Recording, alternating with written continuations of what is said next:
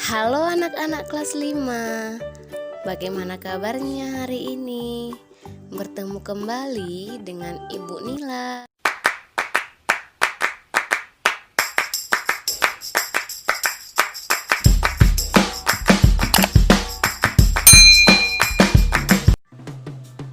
Kali ini kita akan belajar dari tema 2, subtema 2, pembelajaran 6, yaitu tentang mengambil keputusan dengan musyawarah.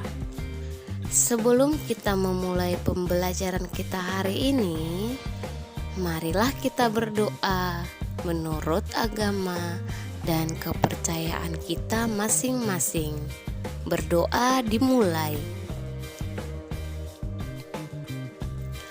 Berdoa selesai. Baiklah anak-anak, sebelum kita mulai pembelajaran kita, Ibu Nila akan menjelaskan apa yang menjadi tujuan pembelajaran kita hari ini. Tujuan pembelajaran kita hari ini adalah yang pertama, dengan membaca teks bacaan dan menyimak penjelasan guru, siswa dapat menjelaskan tentang musyawarah. Yang kedua, dengan berdiskusi, siswa mampu menggali informasi dari teks berkaitan dengan pertanyaan apa, siapa, di mana, mengapa, dan bagaimana. Yang ketiga, dengan berdiskusi, siswa dapat menuliskan hak, kewajiban, dan tanggung jawab sebagai peserta musyawarah. Yang keempat, dengan menyimak penjelasan guru dan membaca teks, siswa mampu mengidentifikasi unsur-unsur persiapan peragaan karya tari dengan properti. Dan yang terakhir adalah dengan membuat peta pikiran, siswa dapat menjelaskan unsur-unsur yang harus dipersiapkan untuk memperagakan suatu karya tari yang telah dipilih.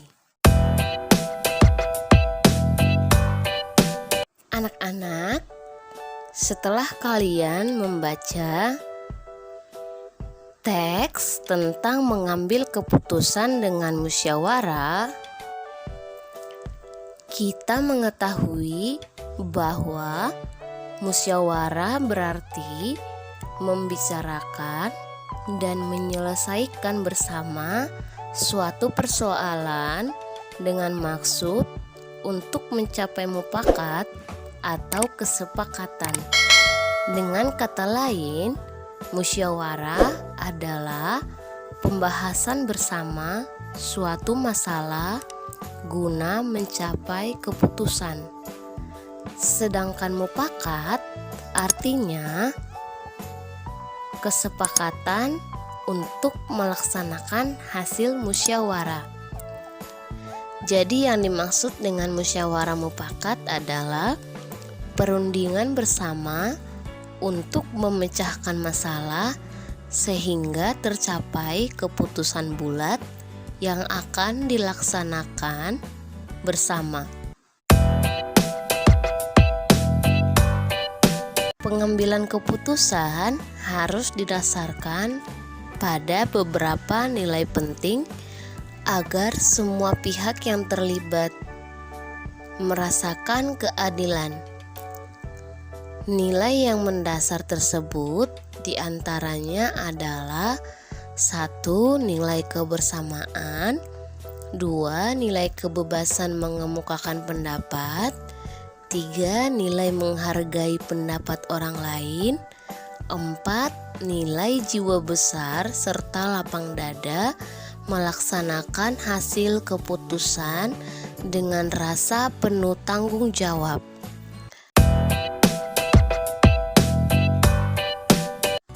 Adapun ciri-ciri musyawarah untuk mufakat antara lain sebagai berikut. 1. Sesuai dengan kepentingan bersama. 2. Usul atau pendapat yang disampaikan mudah dipahami dan tidak memberatkan. Yang ketiga, dalam musyawarah, pertimbangan moral lebih diutamakan dan bersumber dari hati nurani yang jujur. Yang keempat, pembicaraan harus dapat diterima dengan akal sehat dan sesuai dengan hati nurani. Dalam pelaksanaan musyawarah untuk mencapai mufakat, kita harus berpedoman pada prinsip-prinsip dan aturan musyawarah. Adapun peraturan musyawarah antara lain sebagai berikut. Yang pertama, musyawarah dilandasi dengan akal sehat dan hati nurani yang luhur. Yang kedua, musyawarah dilandasi semangat kegotong royongan dan kekeluargaan. Yang ketiga, mengutamakan kepentingan umum. Yang keempat, menghargai pendapat orang lain. Yang kelima, keputusan yang diambil harus dapat dipertanggungjawabkan secara moral kepada Tuhan Yang Maha Esa. Dan yang keenam, melaksanakan keputusan bersama dengan dilandasi itikat baik dan penuh rasa tanggung jawab. Adapun tata cara dan persyaratan musyawarah antara lain sebagai berikut. Yang pertama, peserta musyawarah harus hadir sebelum musyawarah dimulai. Yang kedua, musyawarah dimulai jika peserta musyawarah telah mencapai quorum. Quorum adalah penetapan jumlah minimum anggota yang harus hadir pada saat musyawarah. Yang ketiga, ada susunan kepanitiaan yang minimal terdiri dari ketua, notulis, dan peserta musyawarah. Dan yang keempat, setiap peserta musyawarah berhak menyampaikan pendapat. Yang kelima, setiap peserta musyawarah harus menghargai pendapat orang lain. Dan yang keenam, pendapat yang disampaikan harus dapat diterima akal sehat, tidak untuk kepentingan pribadi atau golongan, tidak menimbulkan perpecahan, sesuai dengan norma, dan tidak menyinggung perasaan orang lain. Sekarang kita akan bahas bagaimana cara-cara mengeluarkan pendapat dalam musyawarah. Cara-cara mengeluarkan pendapat antara lain sebagai berikut. 1. Mengacungkan tangan sebagai tanda izin bicara. Yang kedua, berbicara setelah dipersilahkan. Yang ketiga, kalau ada yang berbicara, menunggu sampai pembicaraan selesai. Yang keempat, bersikap sopan. Dan yang kelima, suara harus jelas. Nah, yang berikutnya kita akan membahas sikap dalam musyawarah. Sikap dalam musyawarah antara lain sebagai berikut. Yang pertama, menghargai, menghormati pendapat orang lain. Yang kedua, tidak memaksakan kehendak kepada orang lain. Yang ketiga, tidak boleh mencela pendapat orang lain. Yang keempat, tidak boleh memotong pembicaraan orang lain. Nah, demikianlah penjelasan tentang mengambil keputusan dengan musyawarah. Sekarang selanjutnya Setelah anak-anak memahami teks tersebut, anak-anak silahkan mengerjakan latihan yang ada di buku paket tematik kalian dari halaman 88, yaitu bagian Ayo Berlatih.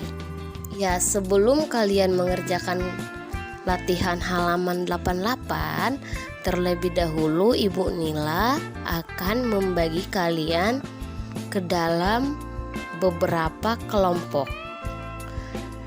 Selamat mengerjakan anak-anak.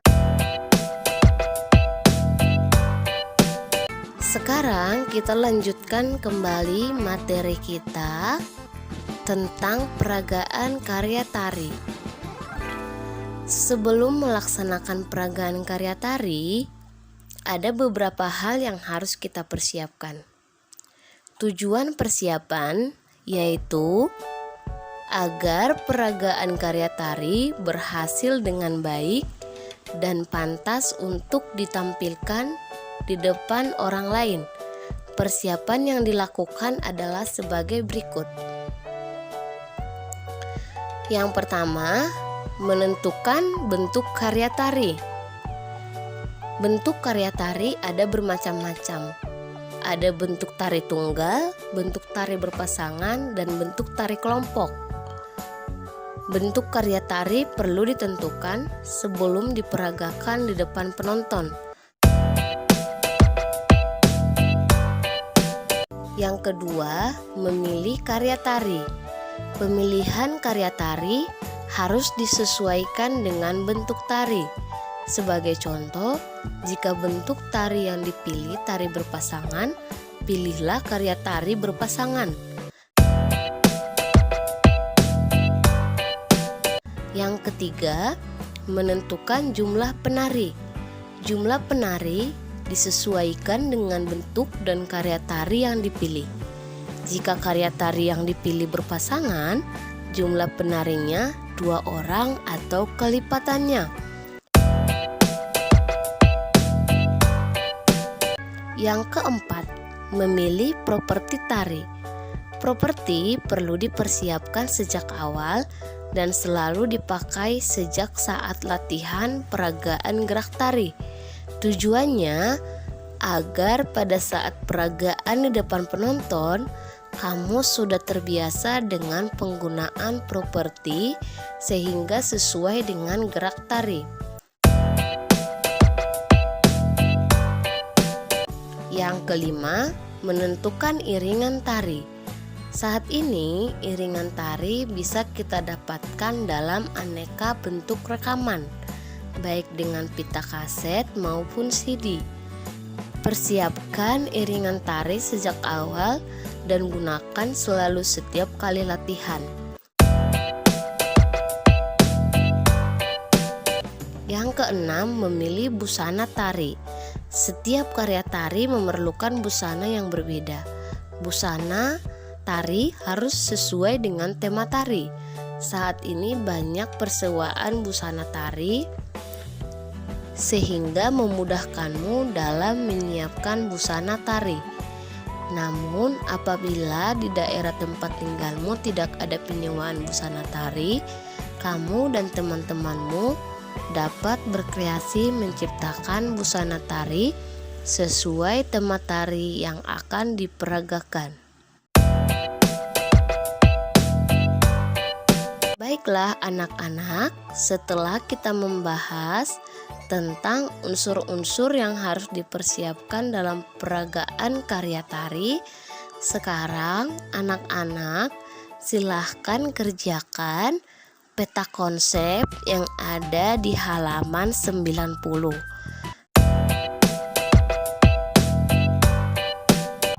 Nah, demikianlah pembelajaran kita kali ini, yaitu tentang mengambil keputusan dengan musyawarah, membuat pertanyaan menggunakan kata tanya dari teks tentang musyawarah, dan mengetahui unsur-unsur yang harus dipersiapkan untuk peragaan karya tari. Demikianlah video kali ini. Mohon maaf jika masih banyak kekurangan. Sampai ketemu di video berikutnya. Bye bye.